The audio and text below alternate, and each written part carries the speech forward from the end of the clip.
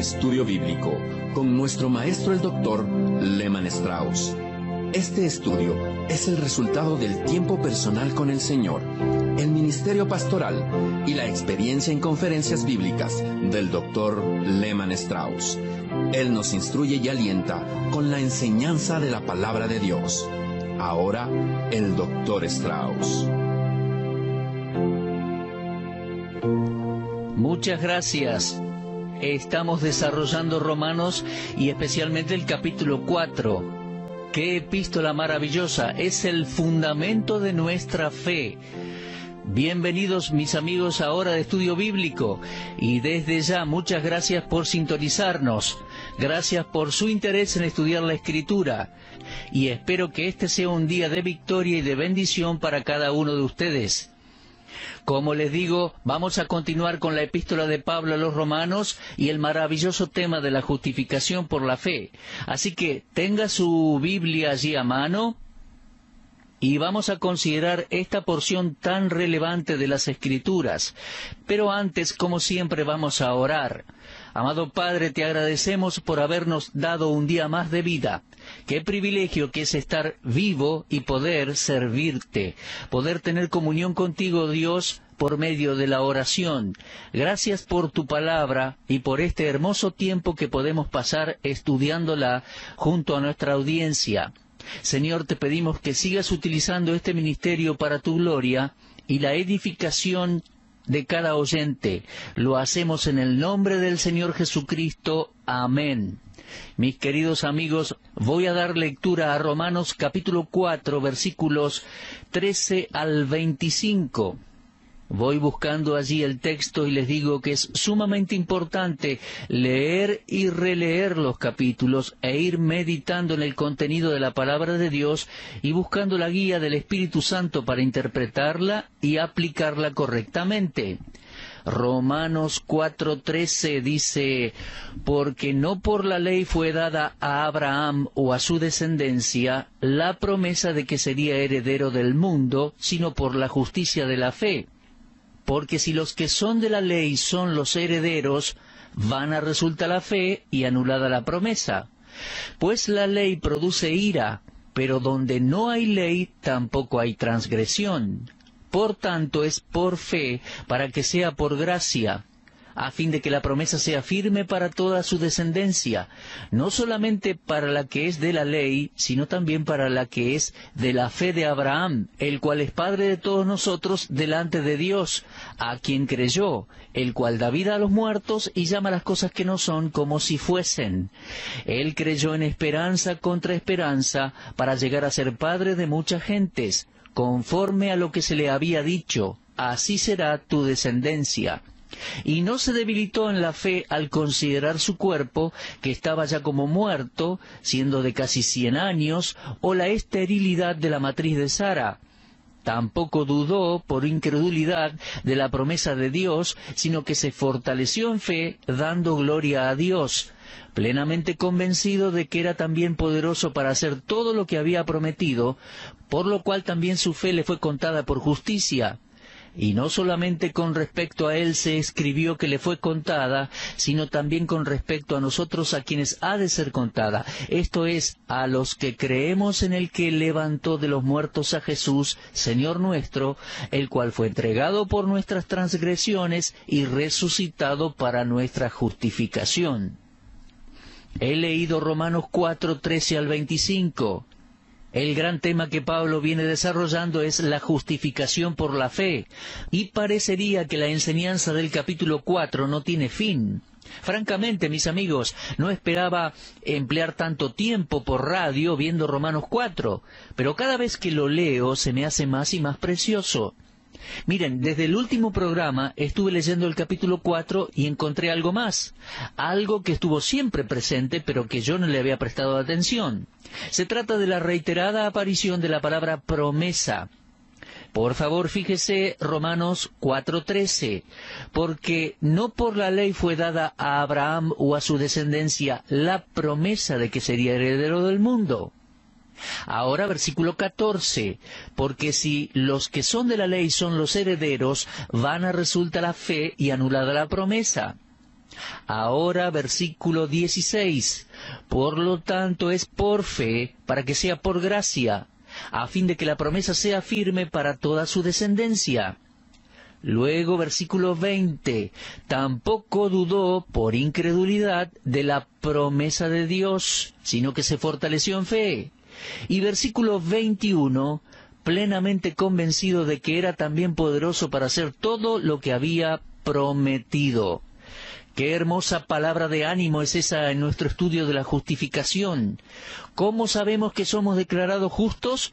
¿Cómo podemos estar seguros de ser salvos? Bueno, mis amigos, porque tenemos la promesa de Dios y eso fue todo lo que Abraham tuvo. Estudiosos del griego nos dicen que hay dos palabras en el griego que se traducen al castellano como promesa. Hay una palabra que significa promesa y que tiene condiciones, entonces la llamamos promesa condicional. Sería como, prometo hacer esto si prometes hacer aquello. Eso es una promesa condicional. Pero en el griego hay una segunda palabra que significa una promesa hecha desde la bondad del corazón incondicionalmente. Y saben, Dios no le dijo a Abraham, voy a hacer esto si tú cumples aquello.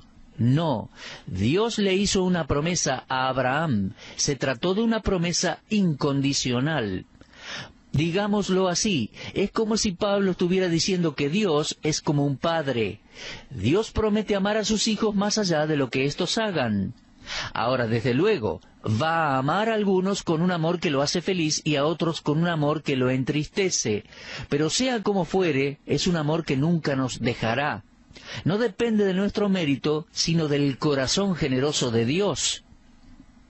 Ahora, este es el tipo de promesa que Dios le hizo a Abraham, una promesa incondicional, y todo depende de esa promesa.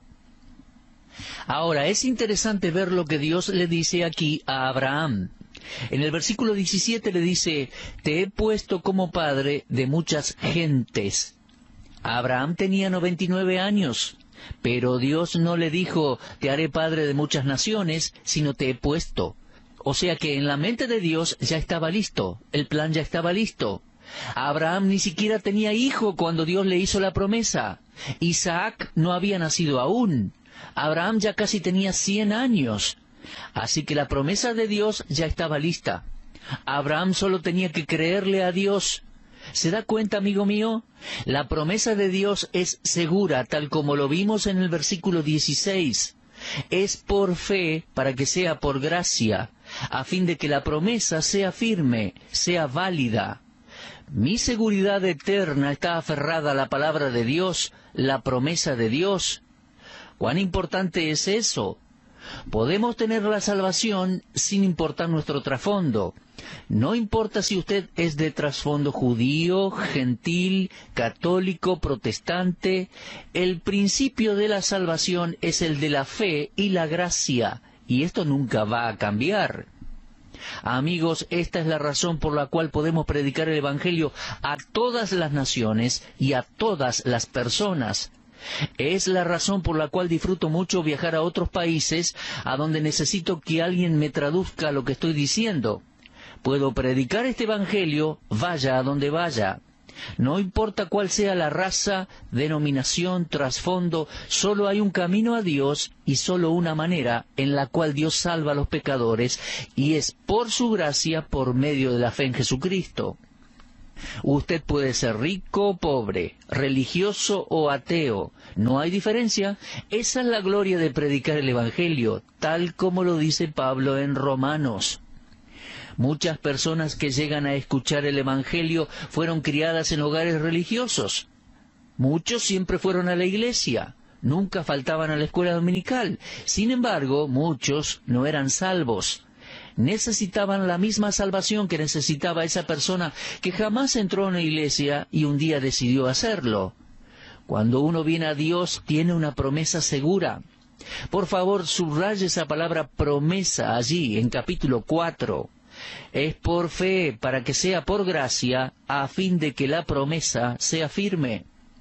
Solo esto nos garantiza que la salvación es segura.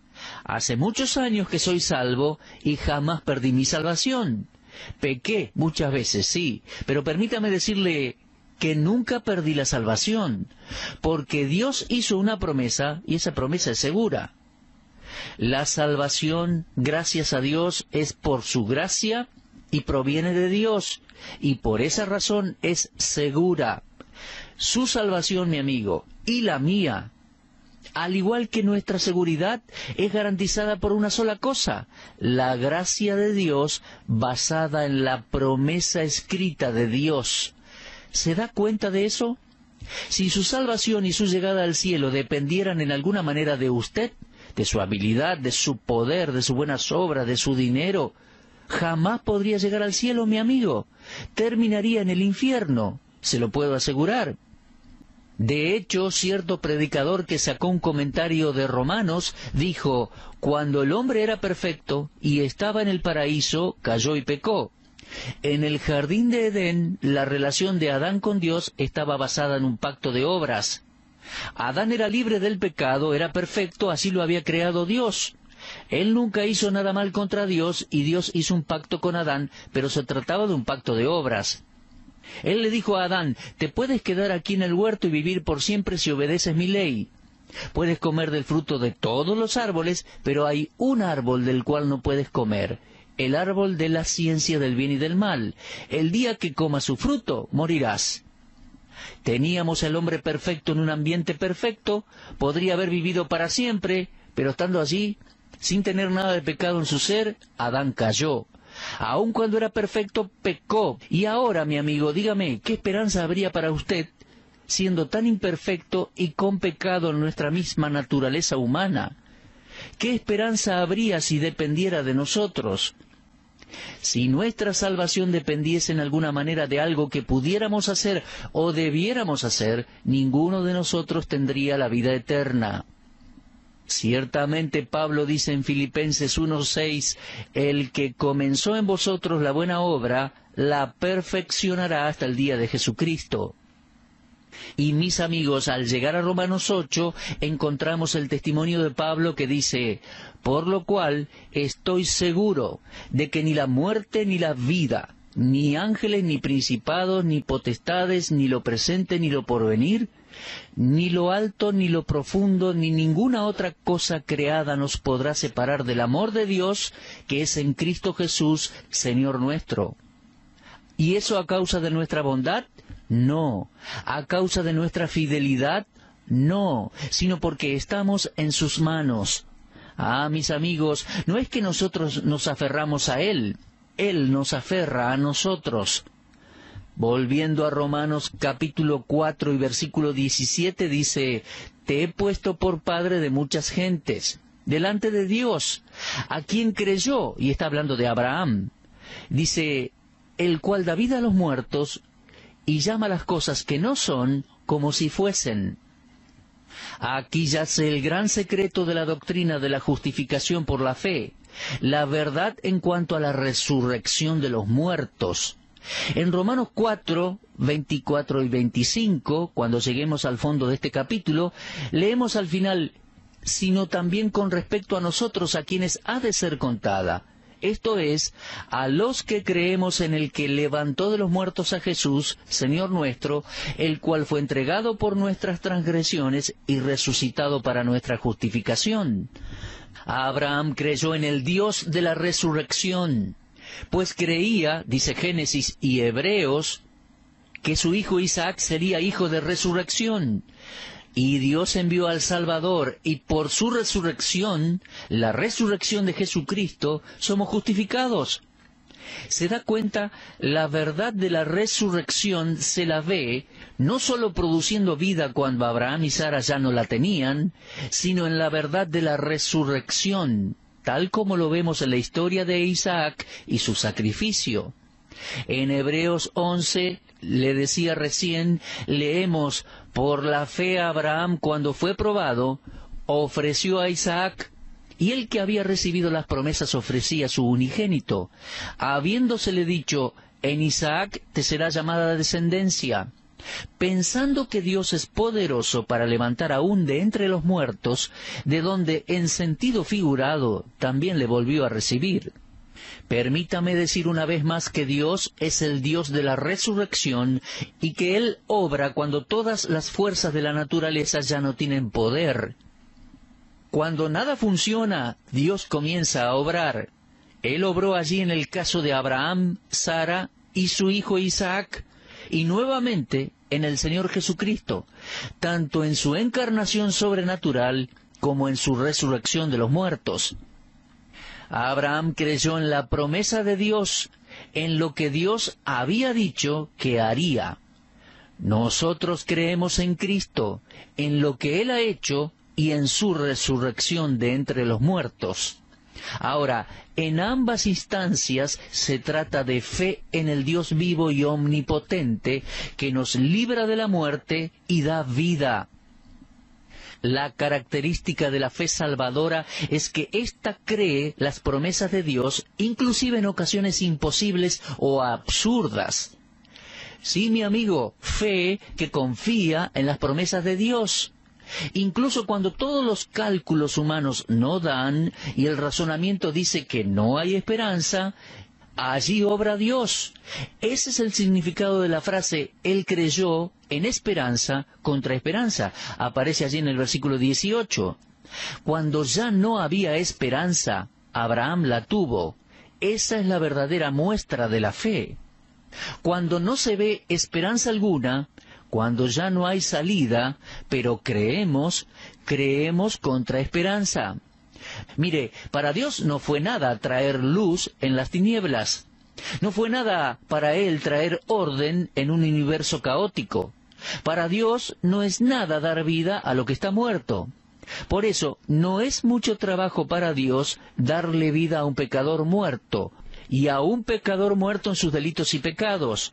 Solo Dios puede suplir esa necesidad. El Señor Jesús dijo, de cierto os digo, el que oye mi palabra y cree al que me envió, tiene vida eterna, y no vendrá a condenación, mas ha pasado de muerte a vida.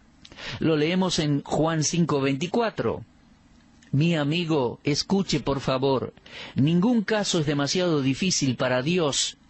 Tanto Isaac como Cristo son prueba de que Dios puede traer vida y también lo es una persona salva. Si usted es salvo, amigo, es una prueba viva de que Dios puede sacar vida de la muerte. Cualquier persona que confíe en el Señor Jesucristo es una prueba del poder milagroso de Dios. Efesios 2:1 dice, y Él os dio vida a vosotros cuando estabais muertos en vuestros delitos y pecados. ¿Ha confiado usted en Dios al punto de creer que Él puede salvarle de la muerte espiritual y darle vida? Reflexione, Dios le ha probado al mundo entero que puede hacerlo cuando resucitó a Cristo de los muertos. Ahora, uno debe permitirle a Dios que genere esa vida, y en el momento en que usted crea en Él, confía en Él, Dios lo hará. Tal como Abraham creyó que Dios podía poner vida en un cuerpo estéril, usted puede confiar en Dios para que vivifique su alma. El que tiene al Hijo de Dios, mi amigo, tiene la vida. El que no tiene al Hijo de Dios, no tiene la vida. Lo dice 1 de Juan 5:12. Confíe en la persona de Dios. Eso es todo lo que usted necesita, mi estimado oyente. Crea en el Señor Jesucristo y será salvo. Dios envió a Cristo a este mundo, a la cruz del Calvario, luego fue sepultado y lo resucitó de entre los muertos. Dios le dio vida a los cuerpos de Abraham y Sara. Dios le dio vida a Isaac. Dios le dio vida al Señor Jesucristo. Y Dios quiere darle vida a usted también. Ese es el punto aquí en Romanos 4, versículos 17 y 18. Dios quiere impartirle vida espiritual a pecadores que se arrepienten. Pecadores que se arrepienten y le creen. Él lo prometió. Crea en Él y tendrá vida eterna en Cristo Jesús. Pablo sigue sus argumentaciones. Maravillosa doctrina de la justificación por la fe. Termina nuestro tiempo por hoy, pero siga leyendo en su casa Romanos 4, avanzando un poquito en la lectura hacia Romanos 5. tema fundamental. Los espero para continuarlo. Será, si Dios quiere, hasta nuestro próximo programa. Dios les bendiga ricamente.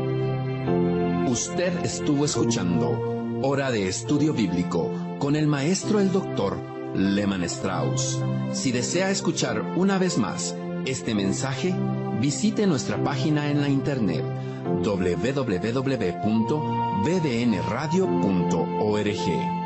Le dejamos la invitación para que el día de mañana nos acompañe aquí, en este mismo horario y punto del dial. Hora de Estudio Bíblico es una producción de BBN.